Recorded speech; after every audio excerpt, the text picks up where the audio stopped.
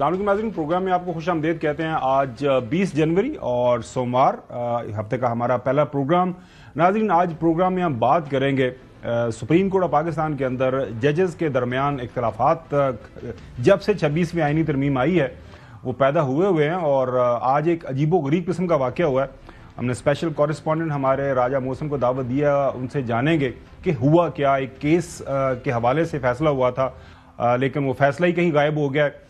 किसने गायब किया, और एक सीनियर जो है सुप्रीम कोर्ट के ओहदेदार को कंटेम्प्ट ऑफ कोर्ट का नोटिस भी इशू हो गया है। इसके साथ साथ जो मुज़ाकरात हुकूमत और पाकिस्तान तहरीक इंसाफ के दरमियान इस वक्त चल रहे हैं वो कहाँ तक पहुँचे हैं, मुख्तलिफ बयानात हमें सुनने को मिल रहे हैं। लेकिन आज जो हमारी पहली स्टोरी है 20 जनवरी नाजरीन, और 20 जनवरी का दिन सारी दुनिया जो है वो सांस रोक के इस वक्त बैठी हुई है। सवाल पैदा होता है कि सांस रोक के क्यों बैठी हुई है। डोनाल्ड जे ट्रंप जो है वो अमेरिका के 47वें सदर आज वो उस अपने ओहदे का हलफ उठाएंगे। इससे पहले वो 45वें सदर बने। बाद में जो 46 प्रेसिडेंट बाइडेन बने, जो इलेक्शन हुआ उसके ऊपर उन्होंने काफी ज्यादा सवालात उठाए थे, लेकिन अब वो इलेक्शन जीत के तो आज अपने ओहदे का वो हलफ उठाएंगे। दुनिया क्यों सांस रोके हुए बैठी है कि अभी अपने हलफ जो है अपने ओहदे का हलफ नहीं उठाया था जो प्रेसिडेंट ट्रंप ने। उससे पहले उन्होंने चंद एक बातें की। उन्होंने कहा कि जी मेरे आने से पहले सीज फायर हो जाए गजा के अंदर, अगर मैं आ गया तो मैं फिर वहां जो वो करूंगा, जो वहां पे हालात पैदा करूंगा वो किसी के लिए काबिल बर्दाश्त नहीं होंगे, जहन्नम बना दूंगा। आपने देखा कि जो सीज फायर हो गई, उसके बाद अमेरिका की हुकूमत जो आउट गोइंग हुकूमत है उसने टिकटॉक के ऊपर पाबंदी लगा दी। फैसला चैलेंज हुआ सुप्रीम कोर्ट के अंदर। सुप्रीम कोर्ट ने भी कहा कि जी हुकूमत का फैसला, टिकटॉक के ऊपर पाबंदी होनी चाहिए। कल रात को ये प्री ओथ टेकिंग एक सेरेमनी सेलिब्रेशन हुई तो वहां पे ट्रंप साहब ने कहा I like TikTok, TikTok is very good. TikTok खोल गई। अब इसके पीछे हुकूमत का फैसला है, सुप्रीम कोर्ट ने उसको स्टैम्प किया हुआ है। सुप्रीम कोर्ट पाकिस्तान की नहीं है, सुप्रीम कोर्ट अमेरिका बहादुर की है। लेकिन जाहिर है वो इतने ताकतवर हैं। दुनिया इसलिए भी सांस रोके हुए बैठी है कि यूक्रेन का क्या बनेगा। यूक्रेन की जो जंग है उसके असरात पूरे यूरोप के ऊपर पड़ेंगे।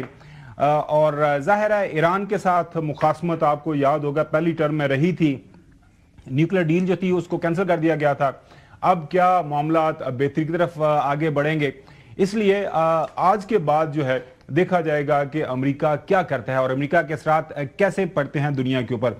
और नाज़रीन, पाकिस्तान जो है वो हमेशा ही अमेरिका की तरफ देखता रहा है, लेकिन सबसे पहले कल रात को जो प्रेसिडेंट ट्रंप ने फरमाया है कि हम क्या करने जा रहे हो, अमेरिका से क्या खुशखबरी है, सुनिए उन्हीं की जुबानी।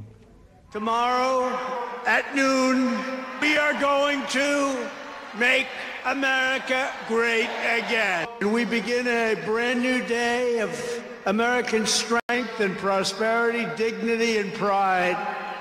Once and for all, we're going to end the reign of a failed and corrupt political establishment in Washington. We're going to stop the invasion of our borders.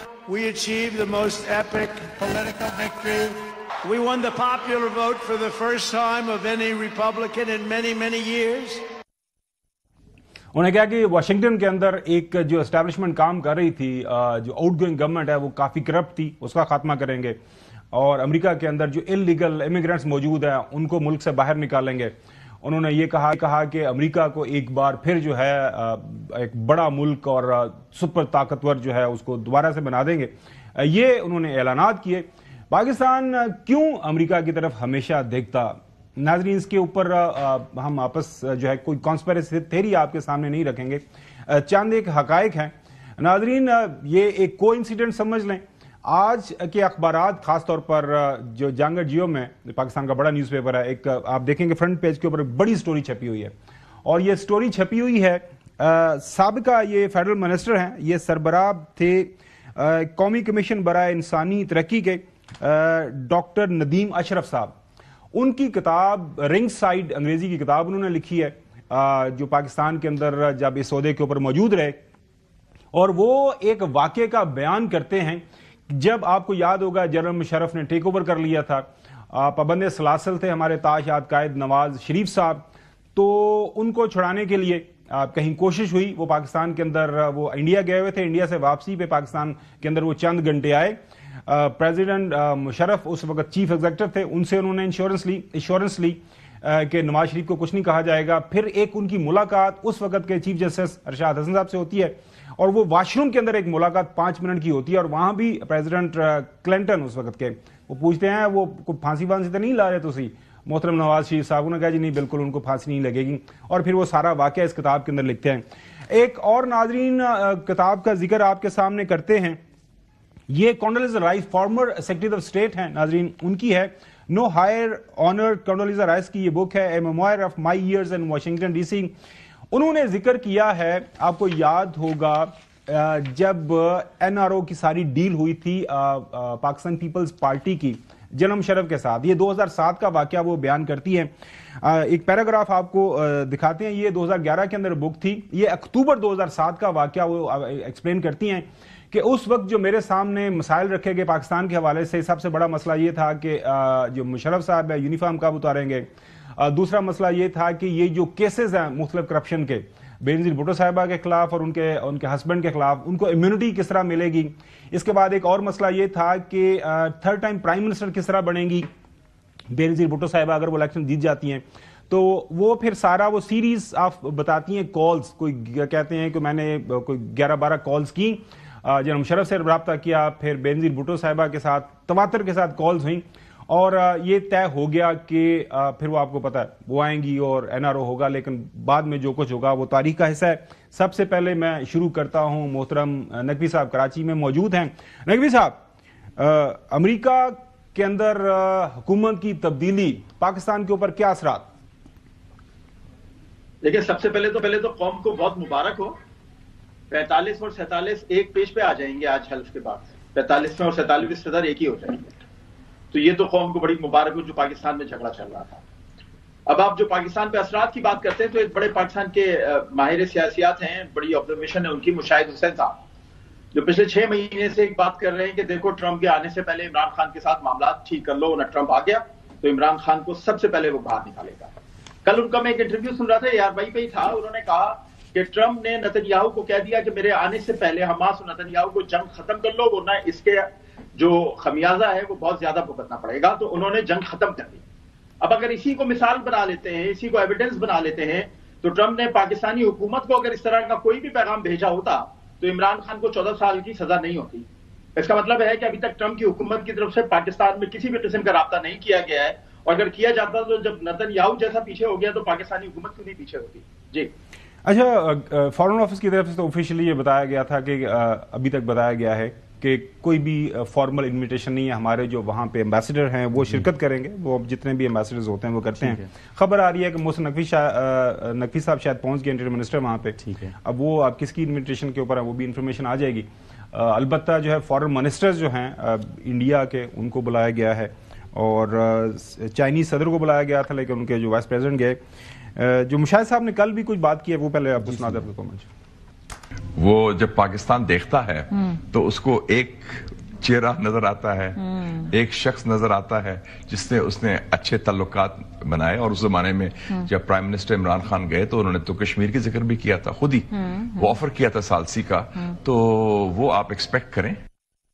Musharraf صاحب نے پہلے کاشف صاحب کے پروگرام میں, اور کل رات جو ہے ہماری میم صاحب کے پروگرام میں مشاہد حسین صاحب نے یہ بتایا. So how do you see this change in US? اثر تو ہمیشہ سے رہا ہے, تا آپ کو چند ایک واقعات سنائے ہیں. امریکہ کے اس خطے میں جب انٹرسٹ ہوتے ہیں تو پاکستان یا حکومت پاکستان اہم ہو جاتی ہے, اہمیت زیادہ ہو جاتی ہے.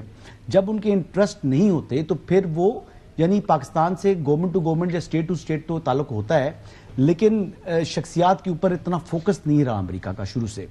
افغانستان سے انخلا تھا, اس وقت عمران خان صاحب پرائم منسٹر تھے, ہیڈ آف گورنمنٹ تھے, یہی ان کی ایفیکٹونیس تھی. اور اس ٹائم پولیٹیشنز جب ملتے ہیں, ہیڈ آف اسٹیٹ یا ہیڈ آف گورنمنٹ مل رہا ہے, تو پھر ان میں عزت اور احترام سے بات چیت ہوتی ہے. عمران خان صاحب کی بطور پاکستان کی وزیر اعظم کی تو ملاقات ہوئی ہے ڈونلڈ ٹرمپ سے, اگر اس کے علاوہ کوئی ملاقات ہے تو مجھے بتا دیں, میرے علم میں تو نہیں ہے. ایک بات. دوسری بات یہ ہے کہ پاکستان کا اور امریکہ کے جو تعلقات ہیں یہ دہائیوں پر مبنی ہیں, مطلب کہ اس میں بڑی اونچ نہیں چاہیے. کبھی تعلقات بڑے قریبی ہو گئے, بڑی قربت ہو رہی. ضیاء الحق صاحب کے زمانے میں بھی اچھے تعلقات ہو گئے تھے اگر آپ یاد کریں تو. اور پھر آپ یہ دیکھ لیں کہ جی مختلف ادوار کے اندر پرویز مشرف صاحب کے بھی تعلقات کبھی تھوڑے ڈاؤن ہوئے پھر بہتر ہو گئے. تو یہ ہوتا رہا. کبھی وہ ڈو مورا میں کہتے تھے, کبھی ہم سے جو ہے وہ آپ کو افغان جو ٹرانزٹ ٹریڈ تھا وہ منظوری ہوتی تھی, اور کبھی جسے آپ نے بتایا کونڈیلیزا رائس والی بات, کہ NRO والی بات آپ کر رہے ہیں. تو کیا ہم یہ توقع کریں کہ کیا عمران خان صاحب کو نیا NRO جو ہے امریکہ دلوائے گا, اور اگر دلوائے گا تو عمران خان صاحب اس کو قبول کریں گے؟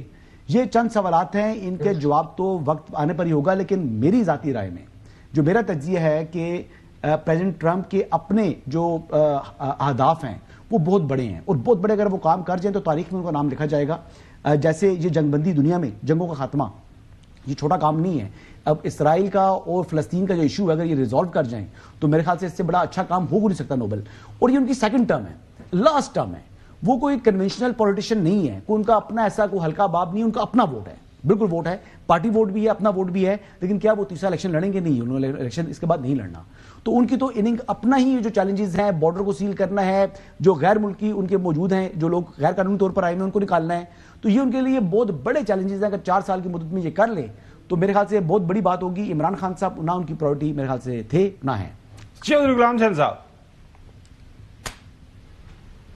جی یہی سوال آپ کیا کہہ رہے ہیں؟ نہیں یہی سوال آپ کے سامنے رکھ رہا ہوں کہ امریکہ کے اندر حکومت کی تبدیلی, نئے صدر کی آمد, اور مشاہد حسین صاحب ظاہر ان کی ایک اپنی اسیسمنٹ ہے, اس کے اوپر کچھ لوگوں کا اختلاف ہے. آپ نے دونوں نوجوانوں کو سن لیا کہ کوئی فرق نہیں پڑے گا, اور اگر سوچ ایسی ہوتی تو اب تک جو ہے بانی PTI جیل سے باہر ہوتے. لہٰذا یہ بہت کوئی بیک برنر کے اوپر معاملہ ہے, کوئی ترجیح نہیں ہے, اور لہٰذا nothing is going to happen in coming days. جی چوہدری صاحب.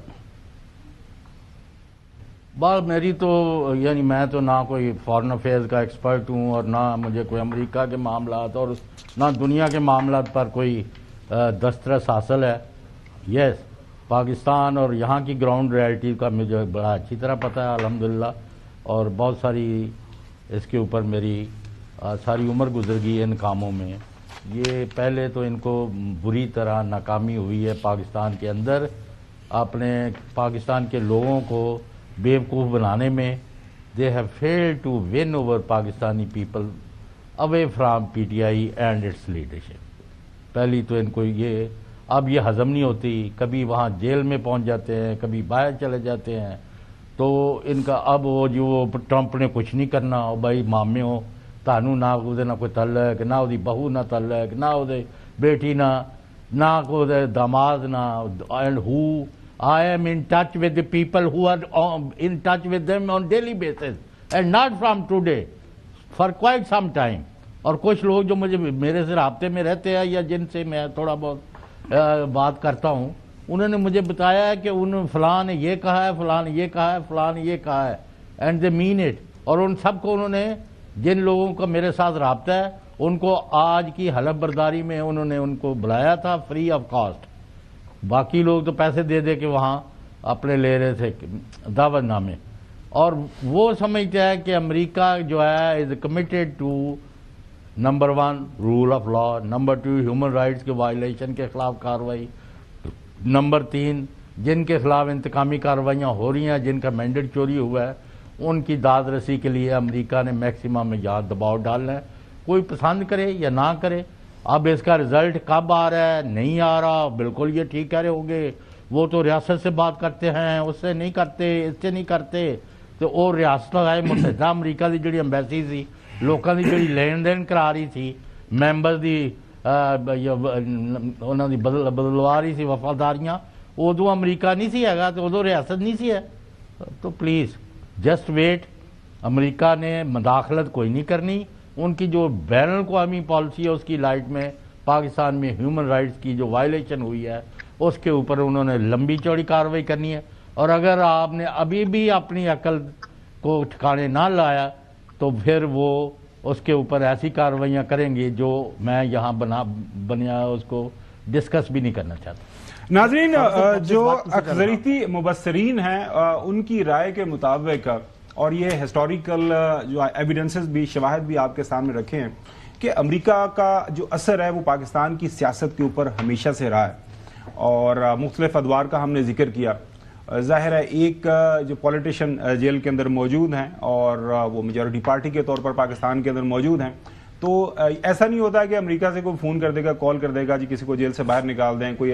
ظاہر ہے اگر اسٹیٹ ڈپارٹمنٹ یا امریکی نئی حکومت ان کی کوئی سوچ بنتی ہے تو ڈیفینیٹلی آپ دیکھیے گا پاکستان کے اندر تبدیلیاں آپ کو نظر آنا شروع ہو جائیں گی. اور یہ ماضی کے اندر ہم نے دیکھا ہے. اب ظاہر ہے دیر از اے بگ ایف کہ کیا نئی آنے والی حکومت جو ہے پریزیڈنٹ ٹرمپ جو ہے، جس طرح مشاہد حسین صاحب نے ہمیں بتایا کہ پاکستان کا جب ذکر آئے گا ان کے سامنے، اگر ایسا یہ مسئلہ ان کے سامنے رکھا جاتا ہے تو وہ ایک شخص کو جانتا ہے جن کے ساتھ ان کی ملاقات ہے.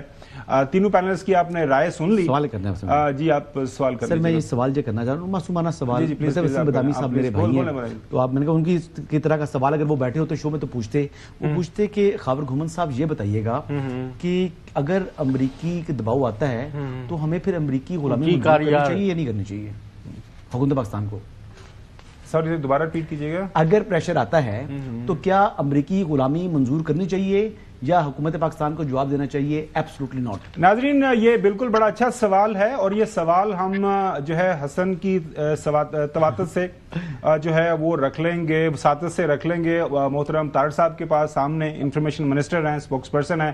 ظاہر ہے اگر ایبسولوٹلی ناٹ اگر کہنا ہے کسی نے تو موجودہ ہمارے جو چیف ایگزیکٹو ہیں، کیپٹن آف دا شپ ہیں، جو فیڈرل جو کیبنٹ کو ہیڈ کرتے ہیں، وہ ہیں محترم شہباز شریف صاحب. تو ظاہر ہے انہوں نے فیصلہ کرنا ہے. آگے بڑھتے ہیں ناظرین. حکومت جو ہے اور اپوزیشن کے درمیان اس وقت مذاکرات جو چل رہے ہیں، پچھلے دنوں ملاقات ہوئی پشاور کے اندر، اس کے اوپر آپ نے دیکھا کہ مختلف جو ہے تبصرے تجزیے ہمیں دیکھنے کو ملے. صدیقی صاحب، سینیٹر عرفان صدیقی صاحب، وہ کافی اس حوالے سے ہمیں اضطراب کا شکار نظر آئے. یہ کیا کر رہی ہے پاکستان تحریک انصاف؟ کبھی ہمارے سے بات کرتے ہیں اور کبھی جا کے پھر باقی لوگوں سے بات کرتے ہیں. تو انہوں نے اس کے اوپر اپنے پھر خیالات کا اظہار بھی کیا. ان کو بیک ڈور ڈائلاگ پروسیس کا نام دیا ہے علی گور صاحب نے، اور یہ کہا ہے جی کہ بیک ڈور بھی چلے گی تو فرنٹ ڈور بھی چلے گی. تو یہ دو تین دروازوں کے ساری مذاکرات نہیں چلا کرتے. جب وہ یہ کہتے ہیں کہ ہماری بات چیت براہ راست اعلیٰ ترین فوجی سطح پہ شروع ہو گئی ہے اور بڑی اطمینان بخش ہے، تو پھر ہمارے سامنے جن لوگوں کو بٹھایا ہوا ہے ان کو بتائیں کہ یار چھوڑ دیں آپ یہ ایفرٹ. اب ہمیں وہ دروازہ مل گیا ہے جو ہم ایک سال سے کوشش کر رہے ہیں، وہ کھل گیا ہے. اب یہاں چھوٹے چھوٹے دروازوں سے، کھڑکیوں سے، روشن دانوں سے جھانکنے کا کوئی فائدہ نہیں. ان کو سمجھائیں. جو ہے بیرسٹر گوہر صاحب نے کلیریفائی کیا کہ جو پشاور کے اندر ہماری ملاقات ہوئی تھی وہ لا اینڈ آرڈر، اور ظاہر ہے اس وقت کافی لا اینڈ آرڈر کے مسائل ہیں کے پی کے اندر، تو بیسیکلی فوکس اس کا وہ تھا. آئی ڈونٹ نو وائی حکومت جو ہے اس کو ڈفرینٹ انٹرپریٹ کر رہی ہے. عرفان صدیقی صاحب کے لیے مناسب نہیں ہے کیونکہ وہ ترجمان ہے اپنے حکومتی کمیٹی کا، اور ہم کیٹیگریکلی کہہ چکے ہیں کہ ہماری اگر ملاقات ہوئی ہے تو وہ لا اینڈ آرڈر سچویشن پہ ہے، اور لا اینڈ آرڈر سچویشن پہ ملاقات کرنا کوئی ایسی بات نہیں ہے. یہ ہونا چاہیے، اس کی ایسی بات نہیں ہے. تو اس لیے جو ہم نے حکومت کے ساتھ مذاکرات ہیں وہ کنٹینیو کرنا چاہتے ہیں، بشرط یہ کہ پہلی جو ہماری وہ جو ڈیمانڈ ہے وہ تھا کہ آپ کمیشن بنائیں، اور خان صاحب نے بڑا کیٹیگریکلی کہا ہے کہ 7 دن میں اگر حکومت نے کمیشن بنانے کا اندیا نہیں دیا اور بنانے کے لیے نام فردر پروسیڈ نہیں کر سکے پھر ہماری چوتھی میٹنگ نہیں ہوگی. اب ہم اسی پہ کنسنٹریٹ کریں گے، آگے دیکھتے ہیں کیا ہوتا ہے.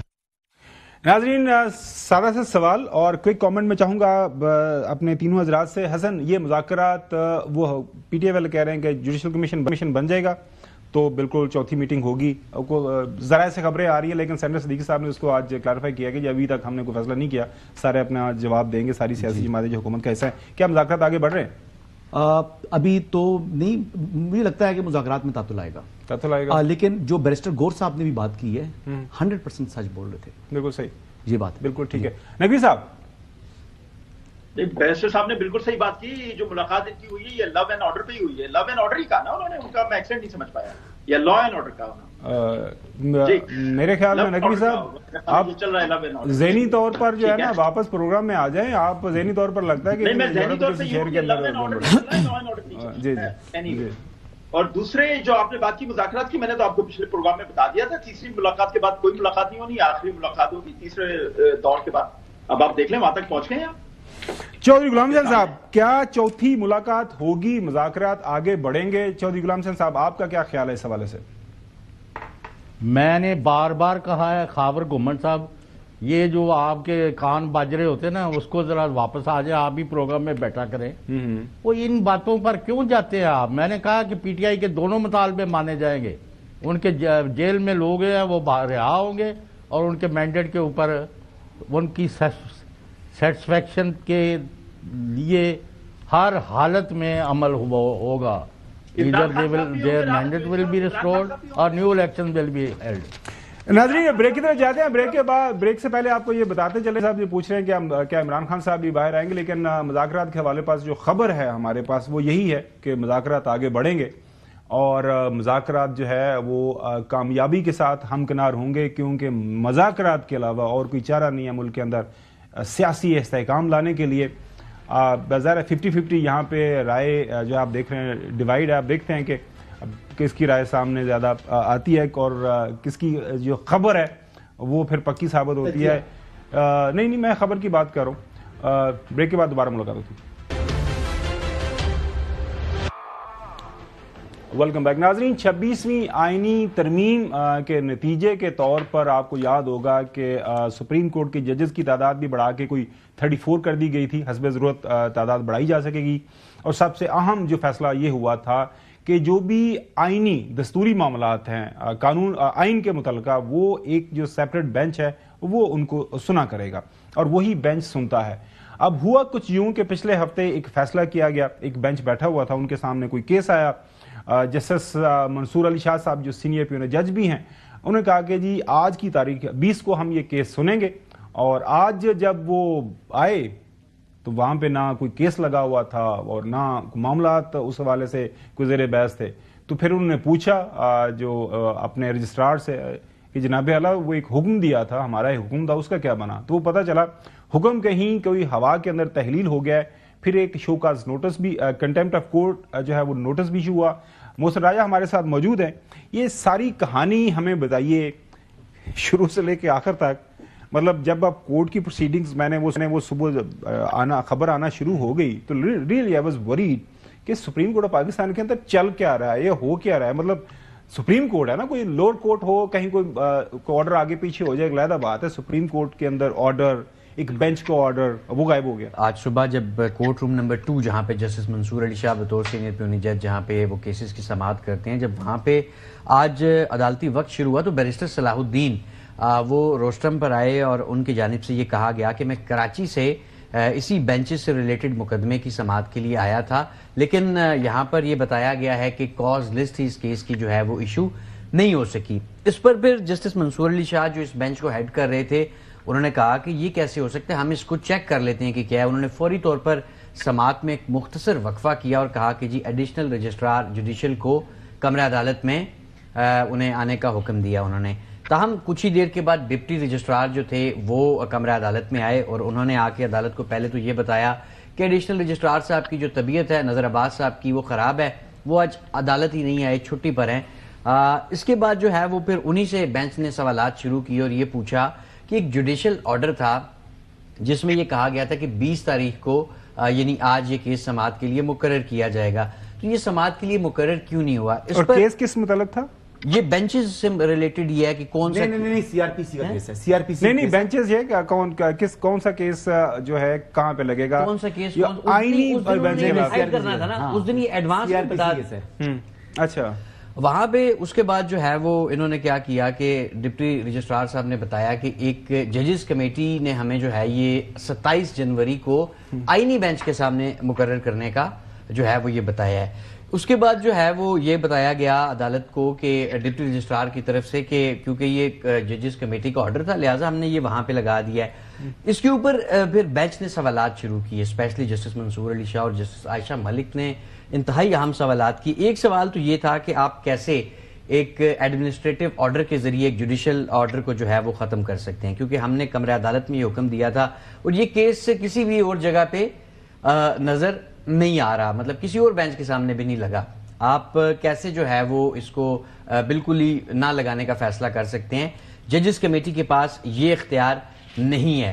اس کے بعد یہ بھی جسٹس عائشہ ملک کی جانب سے کہا گیا اپنے ریمارکس میں کہ ایک شخص کا دماغ یعنی چیف جسٹس اپنے طور پہ یا کوئی بھی ایک ممبر آؤٹ آف دوز 3 جو کہ जजेस कमेटी के मेंबर्स होते हैं, उनमें से एक कोई कैसे जो है वो अपना अच्छा, फिर वहां पे ये बताया गया कि वो कमेटी, जजेस कमेटी ने फैसला कर दिया है और उस कमेटी के फैसले की वजह से जस्टिस मंसूर अली शाह साहब ने कहा कि मैं खुद जजेस कमेटी का रुकन हूं, मेरे इल्म में तो ये बात नहीं है जो आप बता रहे हैं, लेकिन वहां पर एक और चीज ये हो सकती है कि रेगुलर बेंचेस की एक अलग कमेटी है और जो आईनी बेंचेस के लिए जो है वो एक अलग कमेटी है जो केसेस को समाअत के लिए मुकर्रर करती है।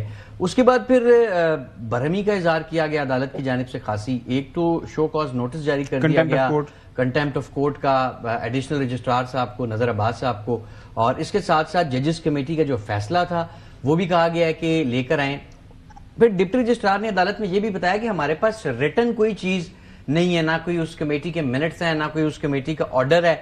तो इस पर बेंच ने ये भी सवाल किया जस्टिस मंसूर अली शाह साहब ने कि फिर आपने जो है ये क्या आपके पास तो रिटर्न ऑर्डर ही नहीं है। बहरहाल कल जो है वो आप सुबह जो है तमाम रिकॉर्ड लेके जिसमें जजेस कमेटी के मिनट्स प्लस जो केसेस को समाअत के लिए मुकर्रर ना करने का जो फैसला आपकी तरफ से किया गया वो कैसे किया गया, इस पर कमरे अदालत में डिप्टी रजिस्ट्रार ने एक और चीज बताई बेंच को कि जो रिसर्च ऑफिसर्स होते हैं, रिसर्चर्स होते हैं सुप्रीम कोर्ट में, उनकी जानिब से ये कहा गया कि इस केस में कुछ कानूनी सवालात हैं, क्योंकि जिस भी केस में कानूनी या कोई आईनी सवाल आ जाएगा तो वो मामला फिर जो है वो आईनी बेंच सुनेगा। इस पर जस्टिस आयशा मलिक ने कहा कि अब एक कोई रिसर्चर या रिसर्च ऑफिसर जो है वो जजेस को बताएगा या उनके जो जुडिशियल ऑर्डर के ऊपर जो है वो अपना एक एडमिनिस्ट्रेटिव इस तरह की चीज लेकर आप आएंगे कि कौन सा केस कहां पर लगना है। खासी भरम नजर आई जस्टिस आयशा मलिक भी, और जस्टिस अकील अब्बासी ने एक हवाला दिया सिंध हाई कोर्ट का इसी तरह के केस को, और फिर यह भी कहा कि सिंध हाई कोर्ट में भी एक दफा ऐसी सूरत हाल पेश आई थी और उसके बाद उस वक्त के chief justice Sindh high court को मजबूरन वो केस दोबारा उन्हीं जजेस के सामने लगाना पड़ा था जहां से वो केस को हटा दिया गया था पहले। अच्छा, ये कितना गैर मामूली वाकया आपको नजर आ रहा है? नहीं, मैं तो बिल्कुल तवक्कुआत हैं इस तरह के वाकयात की। आप जो खतो किताबत हो रही है वो आपको नजर नहीं आ रही, तो वही होता है शुरू में खत लिखे जाते हैं, बाद में फिर बेंचेस के अंदर ये बातें शुरू पड़ती हैं, तो देखते चले आ रहे हैं, कोई नया वाकया नहीं है। लेकिन देखें वो सीआरपीसी की किसी सेक्शन की तशरीह का मामला है, तो इस वजह से ये मैटर जाता है आईनी बेंच को, और आईनी बेंच अवेलेबल नहीं है। अब जस्टिस आयशा मलिक साहिबा ऑनरेबल जज हैं सुप्रीम कोर्ट ऑफ पाकिस्तान की, एक मतलब जो है ना बड़ी काबिल खातून है, लेकिन देखना यह है कि सेक्शन ऑफिसर है या जो भी है, क्या वो बात गलत कर रहा है या सही कर रहा है। ठीक है, अगर गलत कर रहा है फिर तो वो गलत है। अगर रिसर्च ऑफिसर है, बात देखे ना कि कौन कह रहे हैं लेकिन क्या कह रहे हैं। अगर कोई सही बात हो रही है और कानून के मुताबिक बात हो रही है तो सुप्रीम कोर्ट खुद आइन और कानून के मुताबिक चलने वाली बात कंप्लीट करूं ना। नहीं, एक जजेस ने अगर ये फैसला दिया, अगर वो फैसला ही आइन और कानून के खिलाफ हुआ तो एक बात, बेंच से भी गलती होती है, तो इसलिए रिव्यू रखा हुआ है, उसके खिलाफ इंट्रा कोर्ट अपील रखी हुई है, एक बात। दूसरी बात, ये कंटेम्प्ट ऑफ कोर्ट का नोटिस इशू कर दिया। अभी पिक्चर क्लियर नहीं हुई थी, चलें जी कर दिया, अच्छी बात है, आपका इख्तियार है, आप सभी ने अदालत का अगर बकार मजरूकी है, it's matter between कंटेम्नर and court. लेकिन बजाहिर जिस तरीके से वो बयान कर रहे हैं कि कमेटी में मैटर चला गया, केस फिक्स करने के लिए रजिस्ट्रार ऑफिस ने पुट कर दिया, फिर आगे से कमेटी ने किया तो फिर कंटेम्प्ट पे बुलाना तो कमेटी को बुलाएं। फिर कितना ये अनरियल वाकया है। देखिए, जब से ये 26वीं तरमीम आई है, जस्टिस मंसूर अली शाह साहब खासे एक्टिव रहे, हमेशा ही हमने देखा जब वो लाहौर हाई कोर्ट में थे, उसके बाद जब सुप्रीम कोर्ट में भी आए, लेकिन 26वीं आईनी तरमीम के बाद उन्होंने भी बहुत ज्यादा खतूत लिखना शुरू कर दी, और इस तरह की हमने देखा कि रिपीटेडली वो डिमांड्स भी करते हैं, उनके रिमार्क से भी इस तरह की झलक नजर आती है, खतूत भी अक्सर औकात लिखते रहते हैं वो इस तरह के। लेकिन ये है कि गैर मामूली वाकया कि रिसेंटली जो पिछले 2-3 सालों में सुप्रीम कोर्ट में हुआ है, तो उसमें ये गैर मामूली नहीं है, एक रूटीन के, क्योंकि इस तरह की चीजें कभी खत में आ जाती हैं, कभी जो है वो कोर्ट प्रोसीडिंग्स में नजर आती हैं, कभी इवन जजमेंट्स में भी जो है वो एक दूसरे के बारे में जजेस लिख रहे होते हैं। अच्छा, लेकिन अभी अब चीफ जस्टिस साहब से मुलाकात आप लोगों की हुई थी, तो चीफ जस्टिस साहब तो मोअज़्ज़ज़ जस्टिस जया अफरीदी साहब ने तो आप लोगों को कहा जी कि अब तमाम चीजें जो है वो नॉर्मलाइज हो गई हैं, फिर चीफ साहब की खबर दुरुस्त नहीं थी ना, तो नहीं हुई। अच्छा, नकवी साहब थोड़ा सा टाइम लगेगा। नकवी साहब, ये सर्टेनली जब सुप्रीम कोर्ट लेवल के ऊपर इस तरह की जब खबरें बाहर आती हैं और वो ये कहते हैं कि जी हमने जुडिशियल ऑर्डर दिया था, उसको नहीं सुना जा रहा, फिर जब एक जाहिर है वो अपने ही कोर्ट के एक ओहदेदार को कंटेम्प्ट ऑफ कोर्ट का नोटिस इशू कर देंगे विद इन एक सुप्रीम कोर्ट की बिल्डिंग है, तो वो खबर बन जाती है। जाहिर आज आपने देखा सारे पाकिस्तान की मीडिया के ऊपर टॉप ऑफ द हेडलाइंस ये खबर चलती रही है। تو اس طرح کی خبروں کو مطلب روکنے کے لیے سپریم کورٹ کے جو ظاہر انتظامی معاملات ہیں، اب ظاہر ہمارے لیے تو تمام ججز قابل احترام ہے، سپریم کورٹ آف پاکستان کی سب سے بڑی عدالت ہے، قابل احترام ہے، تو وٹ ڈو یو تھنک یہ مطلب کہ ایک غیر معمولی واقعات اس کی روک تھام کے لیے کیا کچھ ہو سکتا ہے؟ تصویر کا دوسرا رخ دیکھ لیتے ہیں نا. ایک جج صاحب نے اعتراض اٹھایا ہے، جو انصاف کرتا ہے اس نے اعتراض اٹھایا ہے. تصویر کا دوسرا رخ دیکھ لیتے ہیں. 3 رکنی کمیٹی ہے نا یہ جو فیصلہ کرتا تھا، جس نے دونوں نے دے دیا نا، جو کمیٹی کا سربراہ ہے اس نے بھی اور جو دوسرے جسٹس امین صاحب ہیں انہوں نے دے دیا. جب اکثریت یہ فیصلہ کر رہی ہے تو ایک اقلیت کے جج کو اعتراض کرنے کا کیا اختیار ہے؟ یہ بھی ایک بڑا سوال ہے. جی ایک نقطہ میں ذہن سے اتر گیا تھا، بڑی بات ہے. ایک بات ٹھیک ہے، سامنے آئے جب وہ آئیں گے تو پتہ چل جائے گا. ایک بات جس منصوری شاہ صاحب کی ٹھیک ہے کہ جی انہوں نے کہا تھا کہ اس تاریخ کو لگائیں، منڈے کو لگائیں کیس، تو پھر کیس منڈے کو کیوں نہیں لگا؟ یہ اس کا جواب تلاش کرنا چاہیے. لیکن بظاہر چودھری غلام حسین صاحب کو صبح ہیئرنگ ہوگی اس میں بلا لیا. چودھری غلام حسین صاحب، یہ ظاہر ہے آپ کو پتا ہے کہ اگر 26ویں آئینی ترمیم نہ آتی تو جسٹس منصور علی شاہ صاحب اس وقت پاکستان کے چیف جسٹس ہوتے، لیکن ظاہر ہے 26ویں آئینی ترمیم آ گئی، پھر وہ چیف جسٹس کی جو اپوائنٹمنٹ ہے، تعیناتی کا طریقہ کار بدل گیا. پینل آف 3 سے جو ہے حکومت وقت کے پاس وہ ایک ظاہر ہے ایگزیکٹو کی اس کے اندر میجورٹی آ گئی، تو وہ آپ کو پتا ہے اعتراضات تو کافی زیادہ ہے. 26ویں آئینی ترمیم کو چیلنج بھی کیا گیا ہوا ہے. سو یہ اسی طرح آگے معاملہ بڑھے گا. آپ کو لگ رہا ہے کہ سپریم کورٹ کی سطح کے اوپر یہ معاملہ طے ہوگا یا پھر ہم اسی طرح کے جو ایونٹس ہوں گے کور کرتے رہیں گے؟ چوہدری صاحب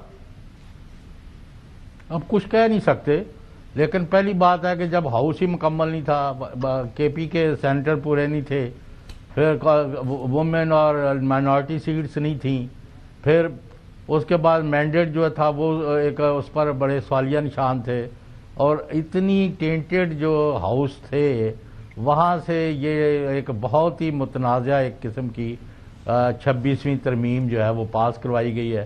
اس کا اب شاخسان ہے، کسی کو کوئی پتہ نہیں کون سا کیس کدھر جا رہا ہے، کون سے جج صاحب نے کدھر بیٹھنا ہے، کیا فیصلہ دینا ہے، اس کا نتیجہ کیا ہونا ہے. تو یہ بات جو ہے جس طرح اور چیزوں کا انہوں نے تباہی مچائی ہے، اس میں بھی بدترین مداخلت کر کے اور دھونس دھاندلی سے they have destroyed the institution of judiciary of Pakistan.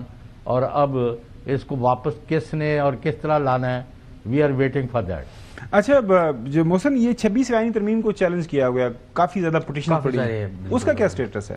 دیکھیں وہ اب military courts case supreme court of Pakistan میں پینڈنگ ہے. پہلے یہ کہا گیا تھا کہ اس کو کمپلیٹ کیا جائے گا اور اس کے بعد یہی تھا کہ چھٹیوں کے بعد ہو جائے گا، لیکن وہ کیونکہ کیس میں بہت ساری ایسی چیزیں ہیں کہ وہ ٹائم لگ رہا ہے اس میں، اور ایک بینچ ممبر کی وجہ سے آج اب کیس تھا مقرر تھا سماعت کے لیے، لیکن وہ پھر نہیں ہو سکا، شاید بلال صاحب کی وجہ سے آج سماعت ہی نہیں ہوئی. تو اب جو ہی ملٹری کورٹس سویلینز کے ٹرائل والا اپیل ڈیسائیڈ ہوگی، اس کے فوراً بعد پھر 26ویں ترمیم کا ہی نمبر ہے اور یہی کیس جو ہے وہ سماعت کے لیے مقرر کیا جائے گا. ایک ہی، اور آپ کو پتہ ہے کہ بہت زیادہ اپلیکینٹس ہیں، لیکن اب آئینی بینچ کیونکہ صبح کے پہلے ٹائم میں یہ آئینی کیسز سنتا ہے، اس کے بعد 11:30 بجے جو ریگولر کیسز ہیں سپریم کورٹ کے وہ بھی سنتا ہے. تو آئینی بینچ کے پاس بھی ایک لمیٹڈ ٹائم ہوتا ہے، اس دوران وہ ابھی تک ملٹری کورٹس والا کیس ہی چل رہا ہے. ونس یہ کیونکہ ڈیلی بیسس پہ ہیئرنگ ہو رہی ہے، یہ کمپلیٹ ہو جائے گا تو پھر اگلا کیس جو ہے وہ 26ویں آئینی ترمیم. اچھا، میں ایک یہ جو آج یہ 16 کو جب فیصلہ کیا تھا اس بینچ نے، تو اس بینچ کا یہ فیصلہ تھا کہ یہ ہمارے سامنے کیس انہوں نے کہا تھا سماعت کے لیے مقرر کرے ہمارے سامنے، لیکن آج جو سوال یہ کیا گیا انہوں نے کہا چلیں کہیں بھی آپ بینچ ٹوٹ گیا تھا وہ والا یا بینچ سیم تھا؟ نہیں، دیکھیں بینچ جو بینچ کا ہیڈ ہوتا ہے نا، بینچ 2 میں کیونکہ منصور صاحب اس کو ہیڈ کر رہے تھے، جسٹس منصور علی شاہ صاحب، تو انہوں نے کہا تھا کہ جی آپ اس کو ہمارے سامنے لگائیں، لیکن وہ آج لگا نہیں. اور کمیٹی کا یہ فیصلہ ہے جو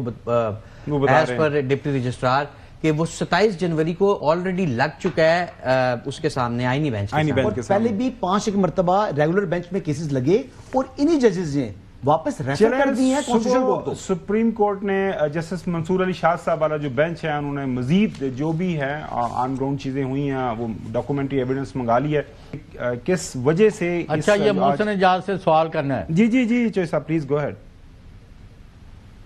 جی جو نہ کرے محسن اعجاز صاحب، آپ مجھے صاف بتا دیں کہ آپ آئینی بینچ چاہتے ہیں یا غیر آئینی؟ چوہدری صاحب یہ بڑا مشکل سوال ہے اور اسی کے اوپر جو ہے وہ اسی کے اوپر جو ہے وہ تمام لوگ اس کا جواب چاہ رہے ہیں کہ کون سا بینچ آئینی اور کون سا جو ہے وہ ناظرین یہ آئینی اور غیر آئینی وہ نقوی صاحب ایک ڈیفرنٹ پیرا میں بات ہو رہی ہے نہیں یہ سوال چلیں ناظرین یہ صبح پتہ چل جائے گا کہ یہ جو کیس ہے وہ آئینی بینچ کے سامنے لگا یا غیر آئینی بینچ کے سامنے لگے گا. آئینی اور غیر آئینی ظاہر آج کل دونوں بینچز چل رہے ہیں. بریک کے بعد بات کریں گے ناظرین جو کیس کا فیصلہ ہوا ہے آپ کو پتہ ہے 190 ملین کا پاؤنڈ کا, اس کے اوپر اب جو ایگریڈ پارٹی ہے وہ اس کو چیلنج کرنے جا رہے ہیں. آج سنا ہے کہ وکلا نے سائن لے لی ہیں دونوں میاں بیوی بانی پی ٹی آئی اور ان کے اہلیہ کے, اور اب یہ چیلنج ہو جائے گی. اور آج تک کیا ڈیولپمنٹ ہوئی ہے اس کیس کے حوالے سے, دونوں طرف سے کیا بیانات سامنے آ رہے ہیں, بات کریں گے آفٹر بریک. ویلکم بیک ناظرین. القادر ٹرسٹ کیس کہہ لیں, 190 ملین پاؤنڈ والا کیس کہہ لیں, وہ فیصلہ تو آ گیا ہے اور فیصلے کو اب چیلنج کرنے جا رہی ہے پاکستان تحریک انصاف. ان کے وکلا آج انہوں نے وکالت نامے کے اوپر سگنیچرز کروا لی ہیں, لیکن اوور دا ویکینڈ اس کے اوپر کافی زیادہ بحث چل رہی ہے کہ جی کون صحیح ہے کون غلط ہے. ظاہر ہے دونوں طرف کا اپنا آرگومنٹ ہے, لیکن جو یہ کہانی شروع ہوتی ہے وہ آپ کے سامنے تھوڑی سی رکھتے ہیں. لیکن ظاہر ہے اس کیس کو بھی ہائی کورٹ کی سطح کے اوپر اس کی ڈسکشن ہونی ہے اور دونوں طرف نے ایک بار پھر جو ہے شواہد پیش کرنے ہیں. جو ہمارے سامنے چیزیں ہیں آن دا ریکارڈ وہ آپ کے سامنے رکھ دیتے ہیں ناظرین. 190 ملین پاؤنڈ کا جو یہ معاملہ شروع ہوا تھا, یہ کہاں سے اسٹوری بڑی تھی آگے. برطانوی جو لینڈ ریکارڈ ہے اس کے مطابق پاکستانی پراپرٹی ٹائکون کی جانب سے ون ہائیڈ پارک جو فلیٹ ہے 2016 میں حسن نواز شریف سے یہ خریدا گیا تھا.